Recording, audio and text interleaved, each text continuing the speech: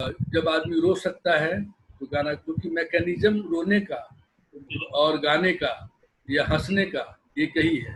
आपके अंदर के जो रेजोनेटर्स हैं 4-5 जो भी है, तो वो रोते वक्त वो काम करता है रेजोनेटर, वही हंसते वक्त भी काम करता है, और गाना गाते वक्त भी वो वही सेम मैकेनिज्म काम करता है। मैं जैसे गाती हूँ संजय साहब, अजहर मुझे कहता है कि तुम गाना बंद करो। तो मैं आजकल मेरा एक ये चल रहा है, मतलब मैं एक नया एक शोध कर रहा हूँ और वर्क कर रहा हूँ कि जो बेसुरे हैं उनका भी एक सुर होता है। अच्छा जी। और जो बेताले होते हैं, बेलय होते हैं, उनके पास भी एक लय होता है। तो जो बेलय वाले होते हैं उनका लय क्या है, ये खोजो। और ये मैं बहुत दिनों से खोजने की कोशिश कर रहा हूँ। और जो बेसुरे लोग हैं वो क्यों, मतलब दो पटरी के बीच में कहीं ढेर सारी श्रुतियां होती हैं, एक सा और सा रे के बीच में अनंत श्रुतियां होती हैं, छोटे छोटे कण, अणु कण जैसे होते हैं। तो उनमें कहीं वो फंसा तो नहीं है, उसकी आवाज तो नहीं फंसी हुई है। दो सुर के बीच में जो श्रुतियां हैं, उन श्रुतियों के बीच में कहीं आवाज उसकी है। तो उसकी तलाश करना। और कोई भी आदमी ऐसा नहीं कह सकता है कि मैं नहीं गा सकता हूँ। अगर उसको, हम लोग जैसे अपने नाटकों में जब इन्वॉल्व करते हैं एक्टर, तो बहुत सारे बेसुरे और बेताल तुमने तारे गा दिया क्या? खुल के गा। ठीक है।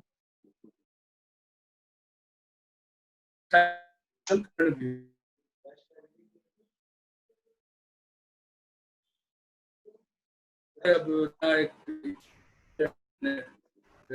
मतलब एक शोध का विषय है मेरे लिए भी, और कर रहा हूँ कि जो सुर में है वो तो सुर में तो हैं, लेकिन जो सुर में नहीं है वो उनका सुर खोजो, तलाशो, और उसकी पूरी पर्सनालिटी का आप अध्ययन कीजिए। उसका मनोवैज्ञानिक भी कारण होगा कि सुर में क्यों, या लय जो बिना लय में जो है उसका भी कोई मनोवैज्ञानिक कारण होगा, उसका भी कोई सोशल बैकग्राउंड होगा, किस बैकग्राउंड से आता है। बचपन से वो दब्बू किस्म का था, बचपन से वो घर वाले उसको बहुत ज्यादा जोर से बोलने नहीं देते होंगे, खेलता कूदता नहीं होगा, या आपने बहुत सारे बच्चों को देखा होगा कि रोते नहीं है, घुट घुट के रोते हैं या धीरे धीरे रोते हैं ताकि कोई सुन न ले, आप उसको रोने नहीं दिया जाता है। तो बचपन से ही वो उस तरह की का ओरिएंटेशन या ट्रेनिंग उसको मिली, तो जिसकी वजह से वो खुल के अपनी आवाज नहीं निकाल पा रहा होता है, गा नहीं पा रहा होता है। अगर बहुत सारे बच्चे बचपन में बहुत रोते हैं, तो उसका तो अभ्यास हो गया, सारे रेजोनेटर का अभ्यास उसका बचपन में ही हो गया। तो वो धीरे धीरे आप उससे किसी भी लय में सुर में उससे बुलवा लें, बोल देगा। लेकिन मैं तो बहुत जोरों से रो सकती हूँ, हंस भी सकती हूँ, लेकिन ये गाने नहीं देता। उसमें आपको, उसमें क्या है कि कुछ नहीं, गाना तो कहा गया है ना कि एक साधना का भी एक विषय है। तो उस पर आपको रोज किसी भी स्वर पे, जिस स्वर पे आप हैं, आप अपना स्वर खोज लीजिए, उस स्वर पे आप, उसी स्वर पे आप रियाज करते रहिए, घंटों रियाज प्रैक्टिस कीजिए। मान लिया 1 2 3 4 5 6 7 8 9 10, या कोई डायलॉग, आज देखो ना माँ कितनी मैं भूख हुई, आषाढ़ का पहला दिन, देखो ना माँ कितनी भीग गई हूँ, ये भी मतलब जो भी 1 2 3 4 5 6 7 8 9 10 11 12 13, एक सुर पर कोई जो भी नोट है आपका, उसी सुर पर 1 से लेकर 100 तक आप पहाड़ा जो है गिनती है वो आप करिए एक ही सुर पर, और करते रहिए, करते रहिए, सुर को बदलिए। जैसे ही सुर से आप अलग होते हैं फिर वापस आ जाइए। तो ये सब रियाज है, प्रैक्टिस है, गेम्स हैं। तो अगर मैं अभी आप लोगों के साथ से फिजिकल डिस्टेंस पे नहीं होता तो शायद मैं ढेर सारा रियाज करवाता और तरह तरह से एक्सरसाइज करवाता कि कैसे स्वर को खोला जाता है, कैसे लय में कैसे आया जाता है, और कौन लयदार है कौन लयदार नहीं है। जो लय में नहीं है तो उसका उसको कैसे लय में लाया जाए, लय में लाया, तो ये सारी चीज़ें हैं, ये अभ्यास की चीज़ें हैं। और बहुत सारे संगीतज्ञ लोग यही कहते हैं कि संगीत जब मैं के शरण में मैं जब जाती हूँ या जाता हूँ तो मुझे साक्षात भगवान या ईश्वर दिखाई पड़ते हैं, या मैं आत्मा से परमात्मा का हमारा दर्शन होता है। इस तरह की के भी ढेर सारे बयान आते हैं। पता नहीं, जी। मुझे तो आज तक दर्शन नहीं मिले, आज तक मुझे ईश्वर नहीं दिखाई दिए लेकिन ये पूरी तरह से रंगमंच जो है सोशल मीडियम है, सामाजिक कला है, और समाज में रहकर ही हमें संगीत समाज से ही निकलती है। हमारे शरीर के अंदर ढेर सारे संगीत हैं। हम पहले अपने आप को ऑब्जर्व करें कि हमारे शरीर के अंदर कितने संगीत हैं। आप हाथ का जो संचालन करते हैं उसमें भी संगीत है। आप जो फुटवर्क करते हैं स्टेज पे, वहाँ भी संगीत है, वहाँ भी लय है। आप एक दूसरे को रुख ऐसे करके देखते हैं तो वहाँ भी एक लय काम करता है, एक लय में आप देखते हैं। तो आप अपने शरीर का पहले अध्ययन करें कि हम दिन भर में कहाँ कहाँ संगीत पैदा करते हैं, कैसे करते हैं। स्नान करते समय भी आप संगीत वहाँ पे है, आप तुरंत आवाज निकालते हैं, जो भी ठंडा लग रहा हो तो कांपते हुए आवाज निकाल रहे हैं, तो वही संगीत है। और या गाना गाते हैं, या गुनगुनाते हैं, या डायलॉग बोलते हैं। तो संगीत हर जगह है। जिस तरह से कहा जाता है कि भगवान हर जगह है, ईश्वर हर जगह, जहाँ खोजो वहाँ ईश्वर मिल जाएंगे, उसी प्रकार से संगीत हर जगह है, हर एक्शन में है, आपके मतलब हर एक्सप्रेशन में संगीत है। तो इसलिए मुझे लगता है कि संगीत कोई अलग से कोई वायवीय कला नहीं है कि आया और उसको लेकर डाल दिया, बल्कि समाज में, व्यक्ति के शरीर में, परिवार में, समाज में ही संगीत भरा पड़ा है, स्वर भरा पड़ा है, ध्वनियाँ भरी पड़ी हैं। उसको जानने की आवश्यकता है, सुनने की आवश्यकता है, देखने की आवश्यकता है, और अपने आप को ऑब्जर्व करने की आवश्यकता है कि मैं दिन भर में संगीत, मैं जो कुछ भी कर रही हूँ या कर रहा हूँ उसमें संगीत है। एक पन्ना को आपने पलटा, उसमें भी एक संगीत है, उसमें भी एक लय है। तो आप दिन भर में खोजिए कि कहाँ कहाँ लय है और कहाँ संगीत है, कहाँ पर ध्वनि है, कौन सी आवाज निकली। तो ये हमें थोड़ा अलर्ट रहना पड़ेगा, समझना पड़ेगा। अगर आप लोगों की तरफ से कोई प्रश्न है तो कोई कुछ पूछना चाहता है, जो भी प्रश्न करना चाहता है, आप लोगों को पता है कि किस तरह से आपको प्रश्न करना है। पहले हाथ उठाओ और फिर प्रश्न करो। हाँ, श्री पूछो, श्री पूछो बिटिया। किधर है श्री? नमस्ते श्री सर। श्री हाथ उठाओ पहले अपना। हाँ, आपने उठाया हाथ। उधर प्रभा है, प्रभा उपाध्याय, अच्छा, इम्तियाज है, हुमा परवेज है, सागर, रौनक। श्री हाथ उठाओ अपना, उठा के रखो। दिख नहीं रही है श्री। वो दो जो है कुछ ना, बोलो सर को। अच्छा सर, बोलिए, सर, आवाज। सर, हाँ बोलिए। सर आपने एक जगह कहा कि थोड़ा हम लाउड। हर एक आवाज। हाँ, आप सुनाई दे रहा है, हेलो। अभी हद दिख गई है श्री। जी सर आपने कहा कि हम हर एक आवाज में, हर एक ध्वनि में संगीत खोज सकते हैं या संगीत मिलता है हमें, ठीक है। और फिर आपने हमें ये बताया कि कहीं पे भी अगर शोरगुल हो रहा है तो हमें संगीत वहां नहीं मिलेगा। तो सर मेरा ये जो है मैं जानना चाहूंगी कि ध्वनि और संगीत आपस में कैसे जुड़े हुए हैं या कैसे अलग हैं। देखो, मैंने ये कहा था कि संगीत जो है ये एक अहिंसक कला है, ठीक है। हिंसा की कोई जगह, जहाँ हिंसा होगा, जहाँ भी लड़ाई झगड़ा दंगा फसाद होगा, वहाँ शोरगुल होता है। वहाँ पर संगीत, शोरगुल भी अपने आप में एक हमारे रंग संगीत के लिए एक विषय हो सकता है कि हमें प्रोड्यूस करना है स्टेज पे दंगा फसाद शोरगुल, तो हम उस शोरगुल को जानबूझ के हम चूंकि वो डिमांड है सिचुएशन का तो हम उसको प्रोड्यूस करते हैं। लेकिन संगीत की जहाँ तक बात है, उस शोरगुल वाले जगह में संगीत जो है, शोरगुल क्या है, एक तरह से हमारे अंदर एक सेंसेशन पैदा करता है, या कोई कम्युनल राइट होते हैं, तो वहाँ तरह तरह आदमी नहीं रहता, आदमी विध्वंस है वहां जानवर, पर। वहाँ विध्वंस हो जाता है, वहाँ पे निगेटिविटी है, वहाँ पे मारपीट है, दंगा है, फसाद है। तो संगीत जो है हमेशा आदमी को पॉजिटिव बना के रखता है।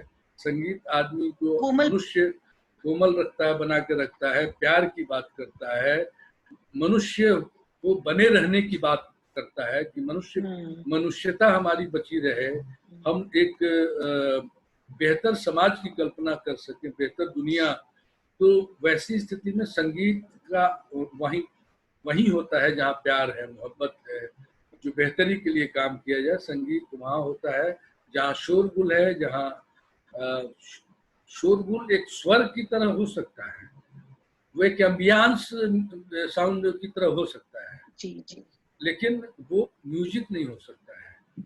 हमें सिचुएशन में अगर डालना है तो हम शोरगुल क्रिएट करके हम डाल दें, तो बात अलग है। लेकिन संगीत की भाषा नहीं है वो, संगीत अहिंसक भाषा है, सही। कोई और? जो हमें अहिंसक होना सिखाती है। धन्यवाद। क्या हमसे कन्विंस हो तुम? श्री, कन्विंस? जी श्री, क्या कन्विंस हुई तुम? जी जी सर। अच्छा, बात नहीं हो? समझ में आई श्री? आप जो बताना अगर नहीं कि समझ में आई तो वातावरण में हमें संगीत नहीं मिलेगा। क्या सुनाई नहीं दे रहा है? सर मैं कह रही हूँ हमें हिंसक वातावरण में संगीत नहीं मिलेगा। हाँ, ये कह रहा हूँ मैं, वो संगीत वहां से निकल लेगा। जो संगीत यानी कि जो सोल है, उस हिंसक वातावरण में संगीत का जो शोरगुल के बीच से जो एक संगीत होगा, वो वहां से हट जाएगा और रह जाएगा क्या? जी जी सर। हिंसा, निगेटिविटी, ये वो लड़ाई झगड़ा। तो संगीत चुपके से वहां से हट जाएगा, तो वो संगीत नहीं कहा जाएगा, बल्कि शोरगुल कहा जाएगा। किसी और का सवाल कोई?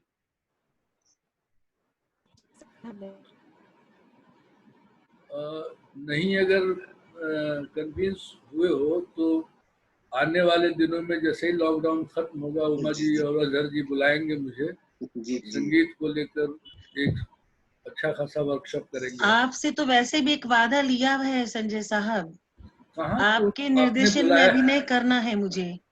उसी वक्त वो भी हो जाएगा काम।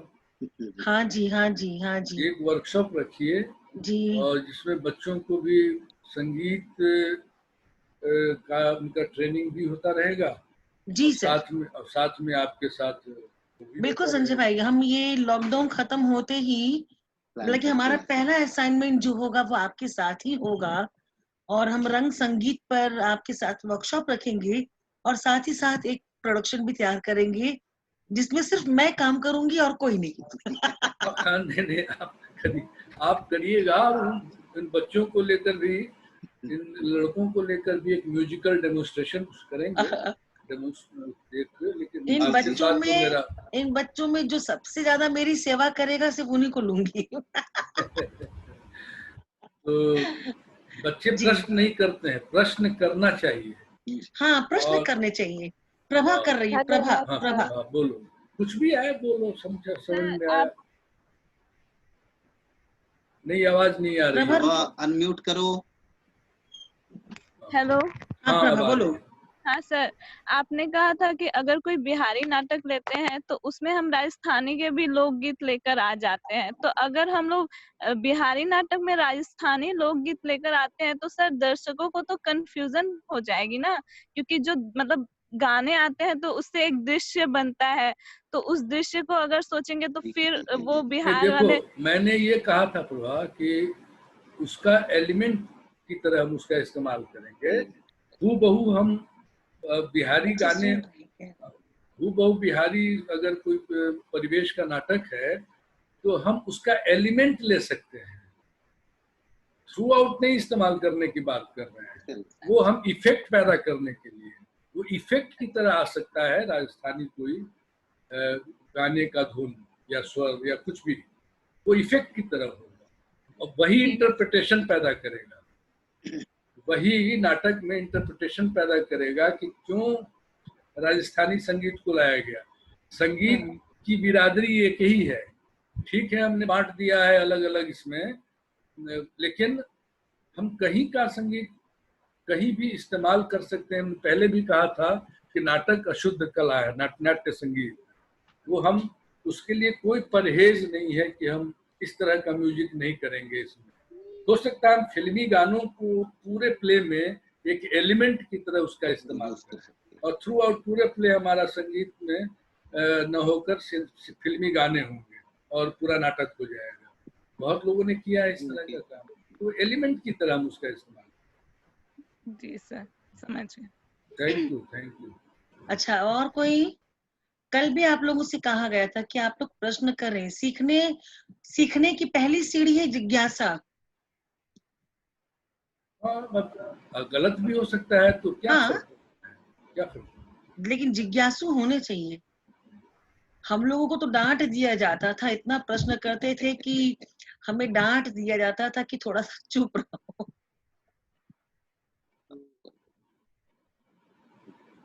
अगर नहीं प्रश्न है तो जबरदस्ती नहीं है। नहीं, जबरदस्ती नहीं। ये सागर पूछ रहे हाँ, हैं। सागर। सर पहले नमस्ते सागर सर। से तो आपकी मुलाकात है संजय भाई। हाँ, सागर को देखा हमने, देखा है, मुलाकात है।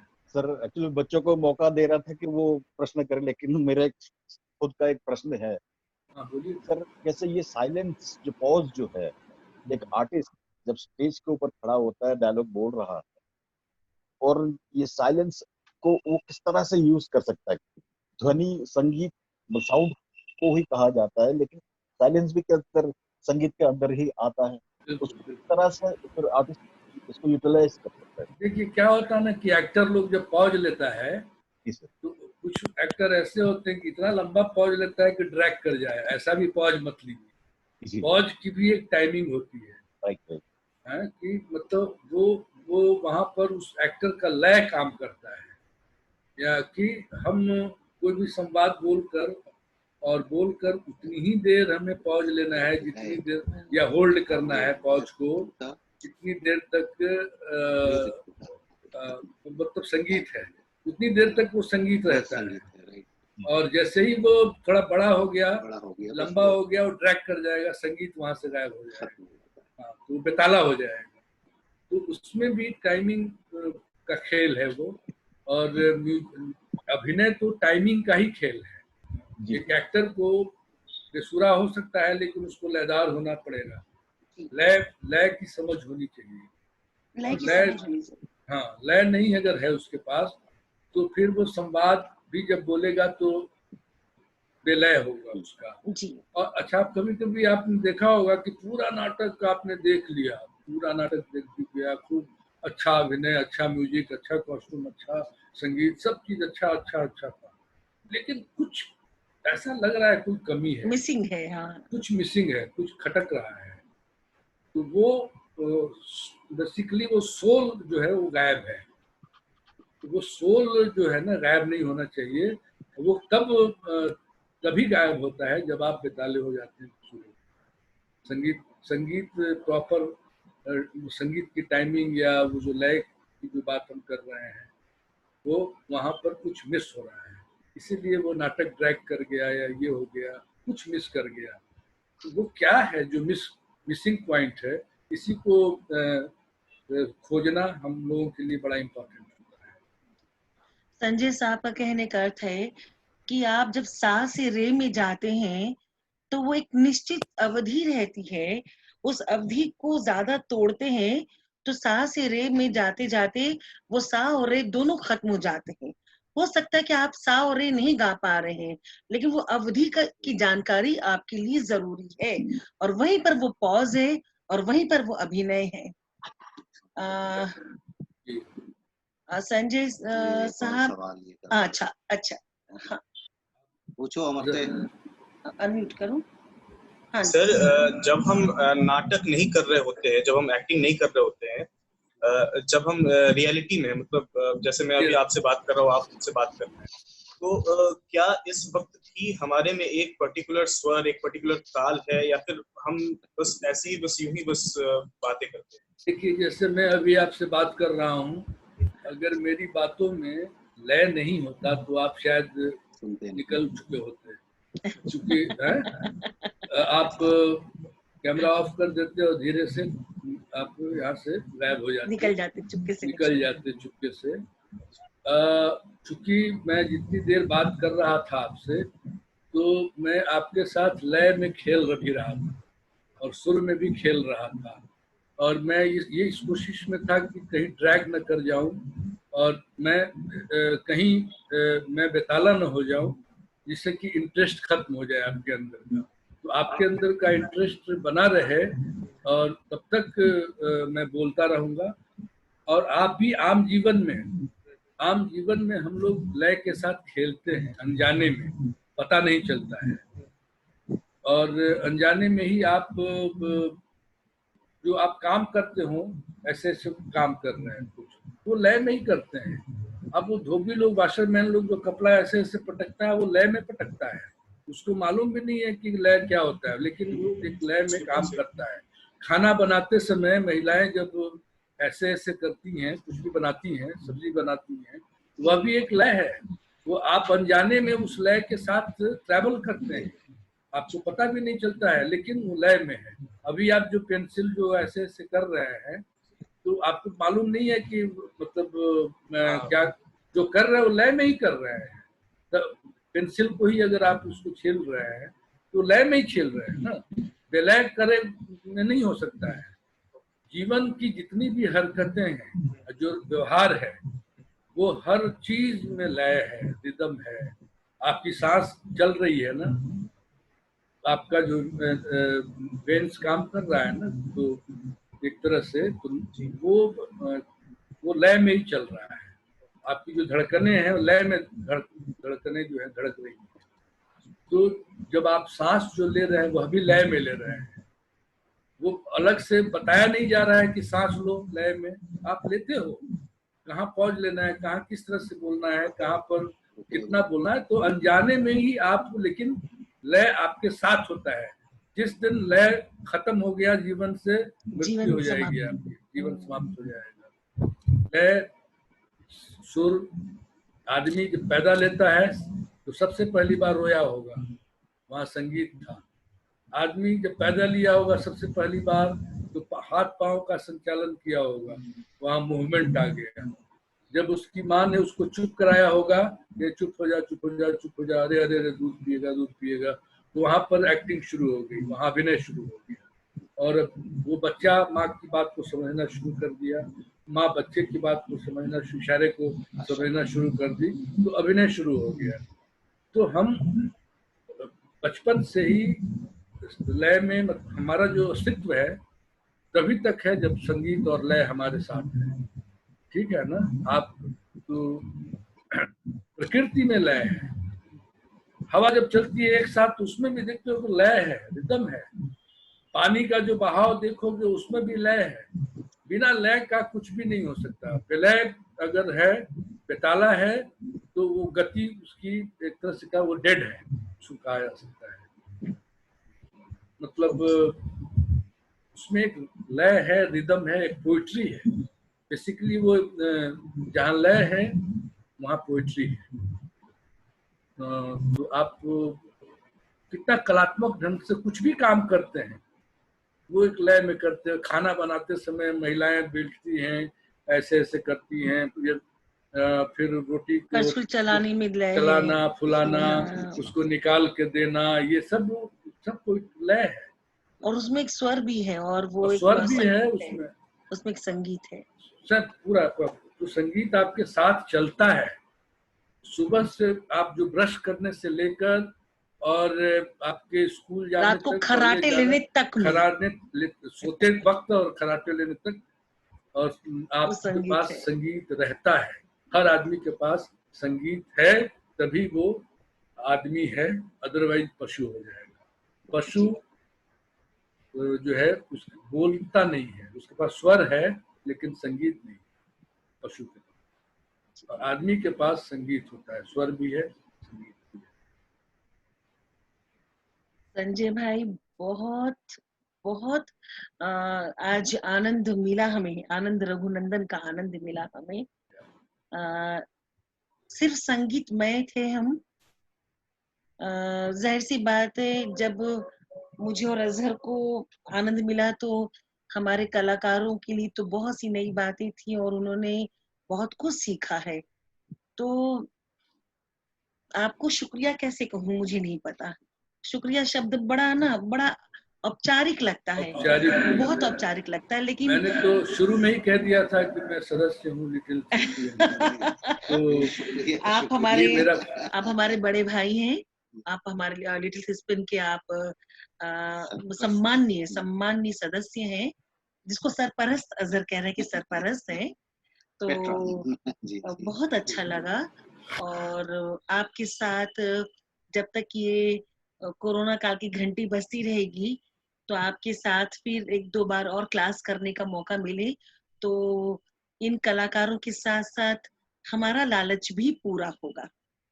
जरूर अगली बार कभी मौका मिले तो कोई और टॉपिक जी, किसी और विषय पर आपके साथ हम फिर जुड़ेंगे और बहुत अच्छा लगा। और एक बार मैं अपना वादा जो आपसे लिया वह उसे दोहरा दूं कि मुझे एक सोलो करना है। सोलो मैं आपको बार-बार याद दिला रही हूँ। संगीत प्रधान सोलो।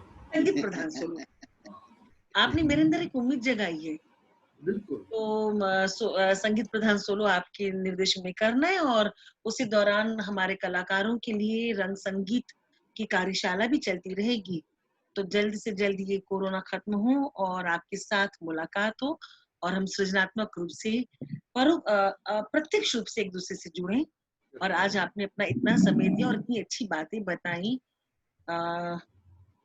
चलिए, मतलब मुझे भी अच्छा लगा। आप मतलब लिटिल थेस्पियन एक आप लोगों ने जो ये शुरू किया है कि बच्चों को के साथ कनेक्ट रहे, सब अपने अपने घर में हैं जी। तो ये अच्छा है।